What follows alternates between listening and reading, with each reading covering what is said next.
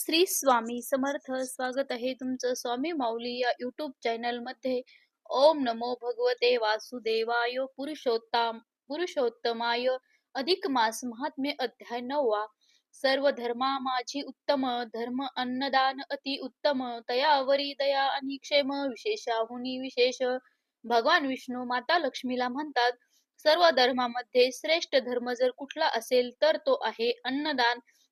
एखाद्या भुकेल्याला अन्नदान करणं यापेक्षा मोठं पुण्यकर्म नाही. आणि त्याहूनही मोठं कर्म म्हणजे भूतदया. आणि म्हणूनच आपल्या दारामध्ये अधिक मासातच नव्हे तर इतर वेळी देखील कुठलाही प्राणी किंवा कुठलाही याचक आला तर त्याला अन्नदान करून तृप्त करावे. श्री गणेशाय नमः. जय जयाजी रामचंद्रा. अयोध्यावासिया रघुवीरा, दयावंत कृपा सागरा, ने पैलतीरा पंत. तव कृपेची अखंड नौका, पैरती राणे तसे भाविका, येथे कर्णधारणिका वाल्मिक देखा.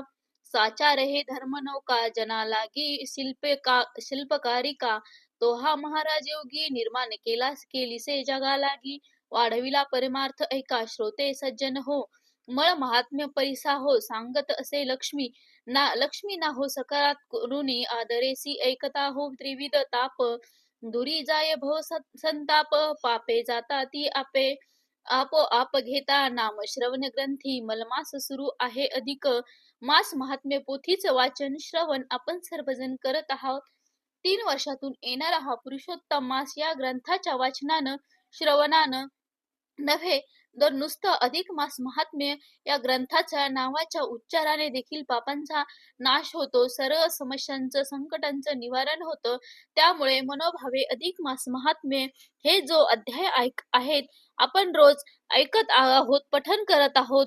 तर माता लक्ष्मीने भगवान विष्णूंना प्रश्न विचारला, लक्ष्मी वदेजी स्वामीनाथा, देव वदे जगन्नाथा, अवधान देई जय अर्चनार्था, अनाथा नाथा दया सिंधो. या मलमासाचे उपोषण करावे काय कारण, याचे निवेदावे कथन, कवर्ण तरुण गेलासे. मलमासामधील उपवासाचं महत्व काय, महात्म्य काय? माता लक्ष्मीने भगवान विष्णूंना प्रश्न केला. तेव्हा भगवान विष्णू म्हणाले, दया असे जयाचे हृदयी, दया ते घडे सर्व काही. अन्नदाना ऐसे दुजे नाही, नाही साधन आणि निर्धारे. भूत मात्री दया जयाते, सर्व साधने घडती तयाते. तेने जाती मोक्ष पंथे, तप सामर्थ्य आगळा. अन्नदानासारखं दुसरं पुण्यकर्म नाही. ज्याच्या मनामध्ये भूतदया आहे, इतराविषयी प्रेम आहे, अशा व्यक्तीनं उपवास नाही केले तरी दुसऱ्यावरती प्राण्यावरती दया दाखवून त्यांना अन्नदान जर केलं तरी तो मोक्षपंथी जातो. भगवान विष्णूंनी मग माता लक्ष्मीला एका ब्राह्मण विधवा नारीची कथा सांगितली, जी अतिशय दयावान होती. पूर्वी उत्तर प्रदेशात महिस्मृती नावाची नगरी होती. या नगरीमध्ये ही विधवा ब्राह्मण नारी राहत होती. घरोघरी भिक्षा मागून ती आपला उदरनिर्वाह करत असे. विधवा असली तरी ती स्वभावानं अतिशय संतापी होती. शीघ्र गोपी होती. तामसी परम कोपिष्ठ. विधवा असन ग्रागीट, तपश्चर्या करी श्रेष्ठ, काया कष्टे कष्ट तसे. तव पातलिया मलमास, नर्मदा तीरी जातसे स्नानास. नक्त नेम करी उपवास, भरता मास एकोपई. ऐसे करिता एक मासवरी, परम कृश झाली शरीरी. तव तिची सखी एक अवधारी, मार्गी भेटली ती. येते नाम येचे तरी, जया पाही परम पापिष्ट. दोषयुक्त सर्वदाही अतीत, चंडिकाते. पुरुषोत्तम मासाला. या पुरुषोत्तम मासामध्ये ब्राह्मण विद्वान नारीने महिनाभर उपवास केला. आधीच ती अशक्त होती, अजून अशक्त दिसू लागली. आणि एकदा रस्त्याने जात असताना तिला तिची तुरीजया नावाची मैत्रीण भेटली, जी अतिशय पापी होती, जिच्यामध्ये अनेक दोष होते. ब्राह्मण विधवेला ती म्हणाली, तू अशी अशक्त का दिसत आहे? तेव्हा विधवेने तिला सांगितलं की मी महिनाभर पुरुषोत्तम मास म्हणून उपवासाचं व्रत केलं आहे. त्यावर जया तिला गहिवरून म्हणाली, मलाही काहीतरी उपाय सांग. माझ्या कर्माचं तर मला काही समजत नाही. माझं पुढे काय होणार, कसं होणार मला काहीच माहिती नाही. मला पुत्रही नाही, मी निपुत्रिक आहे. आणि मी आजपर्यंत कुठलेही दान, धर्म, उपवास असं पुण्यकर्म केलं नाही. पहा कर्माचे विधान. पोट नरघे संतान, पुढे परम कठीण जाण, नरक दारुण सुटेना. निपुत्री काते नाही गती, ऐसे बोले वेद श्रुती. पापी आते नाही गती, तरो केवती पुढारी. ऐसे करुणा स्वरे गही वरुण, करीती झाली ते वरुदन. ऐसे पेखुनी ब्राह्मणीन, कळवळली मानसे. भूत मात्री दया तिज लागी, म्हणून कळवळली ती जांगी. मग विचारुनी स्वंगी, काय करीती झाली पै. तुरी नावाची जी मैत्रीण आहे, ती दृष्ट असून देखील ब्राह्मण विद्वान नारीला तिची दया आली आणि तिने जो पुरुषोत्तम मासामध्ये उपवासाचं व्रत केलं होतं, त्याचा परिणाम होता. आपली मैत्रीण दृष्ट असली तरी ती तिच्या जीवनाचे कल्याण होण्यासाठी, नरक यातनेतून तिला वाचवण्यासाठी ब्राह्मण विद्वान नारीनं आपल्या अधिक मासातील जे पुण्यकर्म आहे, त्यातील एक दिवसाचं व्रताचं जे पुण्य आहे, ते तिला देण्याचं ठरवलं. हाती होते गंगाजळ, सवेची होते करदळी फळ. मग सुजले हो तात्काळ, करी जाण तिचिया. म्हणे एके सादर आता, करुणा देखुनी ध्रुव चित्ता. ती तरी स्वीकार हे उदक आता, फळासहित निर्धारे. एक दिवसाचे व्रत, पुण्य तुझ लागी केले अर्पण. येणे हो तुझ कल्याण, झाले जे उत्तीर्ण सेवेसी.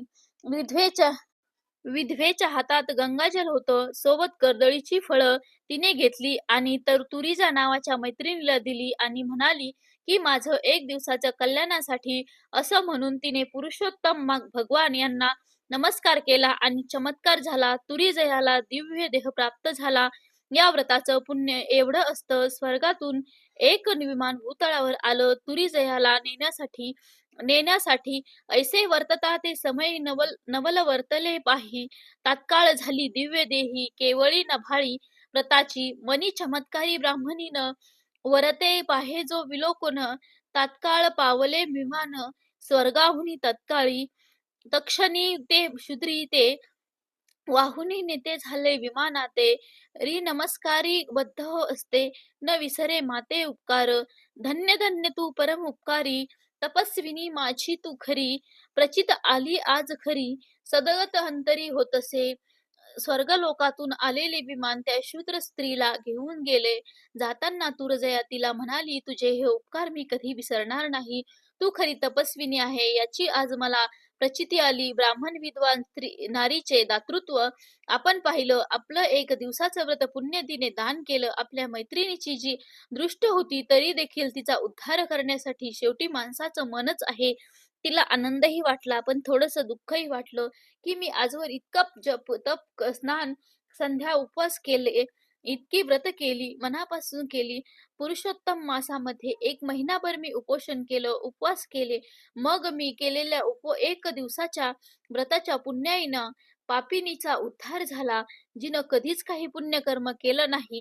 मग माझा उद्धार मग माझा संपूर्ण जीवन तर देवधर्म करण्यातच गेलं आणि कष्टातच गेलं. अहो जगदीशा, काय केले वृथा, जन्मो सारिले काही, सार्थक नाही झाले वृथा. आले जन्मासी भगवान, कृपेची माऊली एवढी पापीनं उद्धरली. देखताच नेली वाहोनिया विमानी. आता कवन करावं उपाहो, कैसेनी लागो माझी सोय. ऐसे उकलवी हृदय, मुमुक्षु पाहे या नावे. भगवंता, तुम्हीच मला आता या जीवनाचा उद्धार करण्याचा उपाय सांगावा. समूळ पाप जेव्हा जडे, तेव्हा पुण्यलेश अंगी जडे. उद्धार गतीसी मग रोकडे, जाता विलंबन लागेची. तुरीजयाच्या पापकर्माचा जो भोग होता तो भोग संपला आणि त्याच वेळी परिस्पर्शाप्रमाणे विधवा ब्राह्मण नारीचे पुण्यफळ तिला प्राप्त झालं आणि तिच्या जीवनाचा उद्धार झाला. विधवा ब्राह्मण नारी आपल्या घरी गेली.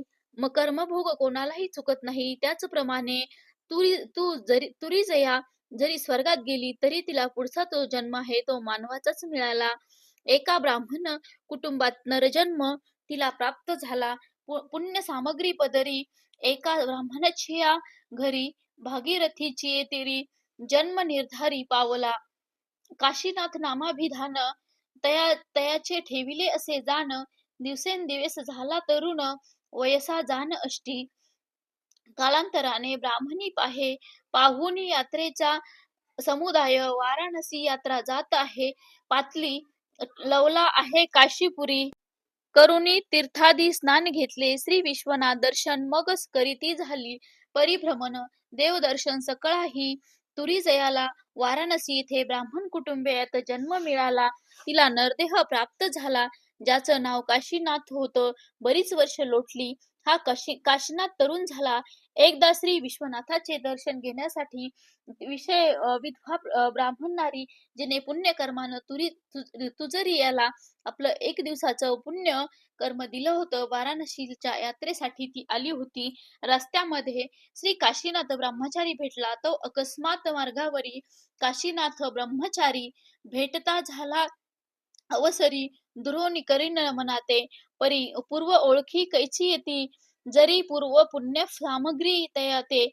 म्हणून स्मरता झाला हृदयाते उपकार तोचिया म्हणून येता झाला निकटी भेटता झाला उठा उठी मने सखे पडली सदृष्टी पूर्व पुण्य करोनिया विधवा ब्राह्मण नारीला अष्टनाथ नाथानं ओळखलं की ही माझी पूर्वजन्मातील मैत्रीण आहे जिने माझ्या जीवनाचा उद्धार केला ती विधवा ब्राह्मण नारीने मात्र त्याला ओळखलं नाही ती त्याला म्हणाली तू कोण आहेस तू ओळख मला सांग मग मी बोले ब्रह्मचारी मी तुझी सखी निर्धारी पूर्व ओळखी पूर्ण न धरी घातले पुण्य करी पुण्योदक ऐसे आठवण देतात ती येते एरी भेटते झाली तयाते मग समूळ वृत्तांताते पुसे आदरे भामिनी मग त्या ब्रह्मचार्यानं म्हणजेच काशीनाथानं तिला पूर्वजन्माची आठवण करून दिली तू दिलेल्या गंगाजलानं माझ्या जीवनाचा उद्धार झाला मी स्वर्गलोकी गेलो मला पुन्हा मनुष्य जन्म मिळाला आपल्या ब्राह्मण कुटुंबामध्ये जन्म मिळाला वरी ब्राह्मण वर्ण चांगला तोही गंगा टाकी निपजला विश्वनाथ झाला कृपाळू काशीनाथाचं हे बोलणं ऐकून विधवा ब्राह्मण नारीला अतिशय दुःख झालं ती पुरुषोत्तम भगवानाला म्हणाली माझ्या जन्माचं सार्थक झालं नाही माझं सर्व पुण्यकर्म माझी सर्व सेवा साधना व्यर्थ गेली माझ्या एका दिवसाच्या पुण्यकर्मानं माझी मैत्रीण जी दृष्ट होती तिच्या जीवनाचा उद्धार झाला ती संपूर्ण महिनाभर मी पुरुषोत्तम भगवान यांचे व्रत करते उपोषण करते असं माझं कोणतं पाप आहे जे संपतच नाही आणि ज्यामुळे माझ्या जन्माचा उद्धार होत नाही माझ्या जन्माचं सार्थक होत नाही असं म्हणून विधवा नारी रडू लागली आणि जे बघून आजूबाजूचे लोक तिथे जमा झाले त्यांना वाटलं हिला वेड लागलं काय की किंवा कुठलं भूत लागलं का काय हे ती पुसती काय झाले एरी उत्तरीने ती बोले जन्म म्हणती वेळ लागले किंवा घेतले पिशाच्याची हिचा पापलेश सरला पुण्य वाटा उभा राहिला तेने मग अंतरी द्रवला नाथ भोळा दिनाचा तत्काळ आणविले विमान तिथे दिव्य देह करून देखता देखत सर्वजण नेली वाहून विमानी आणि ज्या क्षणाची ती वाट पाहत होती तो क्षण आला तिच्या पापांचा भोग सरला पुरुषोत्तम भगवान यांना तिचं दुःख पाहावलं नाही तिचं हृदय द्रवलं आणि स्वर्गातून एक विमान आलं विधवा नारीचा देह क्षणार्धात तेजापुंज झाला आणि सर्वांच्या समोर विमानात बसून ती स्वर्गलोकी गेली काशीनाथ ब्रह्मचारी सखेत युक्त झाला अंतरी दृढ तपश्चर्या तो करी पावला निर्धारी शिवपदा चंद्रेश्वर नामेश लिंग तयाने सापिले अभंग देखता ती सर्वही जग वाराणसी माझी अद्यापी काशीनाथ ब्राह्मणालाही आनंद झाला त्यानं नंतर भगवान विष्णूंची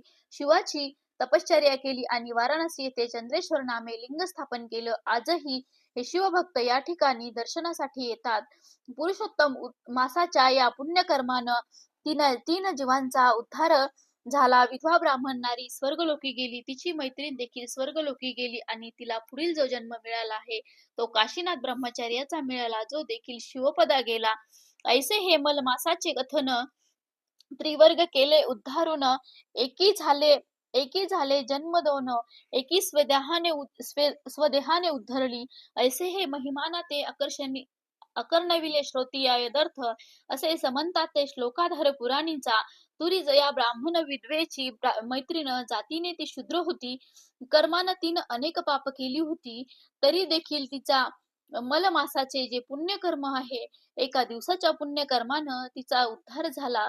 पुढील जन्मी तिला ब्राह्मण वर्णामध्ये जन्म मिळाला. जिच्या पुण्यकर्मामुळं या तुरीजयाचा उद्धार झाला. ती देखील स्वर्गलोकी गेली आणि हे सर्व मलमास पुरुषोत्तम मासामध्ये तिने व्रत जे केलं, पुण्यकर्म केलं होतं, त्याचंच फळ तिला मिळालं, प्राप्त झालं. म्हणून पुरुषोत्तम मासामध्ये तसेच इतर वेळी देखील आपल्या मनामध्ये नेहमी भूतदया ठेवा, दुसऱ्याविषयी करुणा ठेवा, दया ठेवा. अधिक मासामध्ये आपण जे दानाचा महिमा सांगितला आहे, तो सत्पात्री दान करा. अन्नदानासारखं दुसरं सर्वश्रेष्ठ दान असं कोणतंच नाही. वर्षभर आपण कुठलाही प्राणी असेल किंवा याचा याचक असेल, भिकारी असेल, त्यांना अन्नदान अवश्य करा, तृप्त करा. जो अन्नदान करतो त्याच्या घरात अन्नधान्याची नेहमीच भरभराट होते. त्यामुळे या ज्या सर्व कथा आहेत त्यांच्याकडे दंतकथा असं न बघता त्याचं आचरण करण्याचा आपण प्रयत्न करूया आणि जेवढं जमेल तेवढं पुण्यकर्म या मलमासात करूया. मानेल तरी स्वीकारीजे, न माने तरी त्यागीजे. त्यापुढे कथे अवधान म्हणे दासानुदास संताचा. स्वस्त श्री मलमास महात्म्य ग्रंथ पद्मपुराणीचे समंत मनोहर सूत विरचित. 9 अध्याय गोड हा. श्री स्वामी समर्थ.